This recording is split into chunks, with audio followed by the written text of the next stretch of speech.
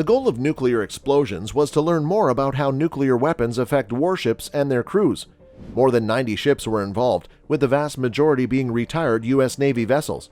Although these vessels were unmanned, many animals such as guinea pigs, mice, pigs, and goats were stationed in areas where humans would normally work.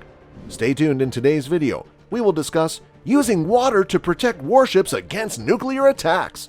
Please remember to subscribe to our YouTube channel before that. Now, without further ado, let's get started.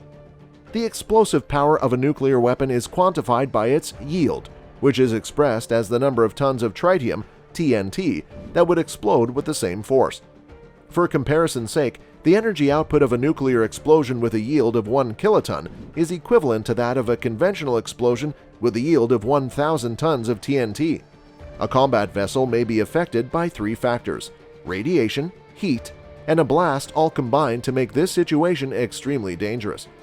Overpressure, or pressure above the normal atmospheric value, is a common metric for gauging the effects of a blast, which accounts for roughly half of the energy released in a nuclear explosion. You can imagine how devastating it would be to be in the immediate vicinity of the explosion's epicenter, also known as ground zero. Depending on how close a warship is to the blast, it can cause anything from damaged eardrums and people being blown off the deck to damaged radars and equipment, and in the worst case, the destruction and sinking of the ship. There's not much that can be done to shield the ship from the explosion, but it's far enough away it shouldn't take much of a hit. 35% of the energy released in a nuclear explosion is thermal. Any person within tens of miles of a nuclear explosion will feel the intense heat, and it will be harmful. Everything flammable in the immediate area will be consumed by flames. Reduced damage is possible due to weather conditions, such as clouds or smoke in the air, as opposed to clear air conditions. During a series of tests at the United States Naval Radiological Defense Laboratory, the radioactive mist was sprayed onto painted steel plates. In a second attempt, the contaminated spray was used, but this time the steel plates were flushed with saltwater jets. Although the test was conducted on a steel plate in a lab rather than a real ship, the results showed that the water had prevented or removed 99% of the contamination by depositing. Full-scale nuclear explosion operation demonstrating the efficacy of the countermeasure washdown system. Beginning in March 1954, nearly 8 years after the nuclear explosions of Operation Crossroads, the United States conducted a series of high-yield nuclear tests known as the Castle at Bikini Atoll. The purpose of the fortress was to conduct experiments with lithium deuteride, a solid at room temperature that could be used as a thermonuclear fusion fuel.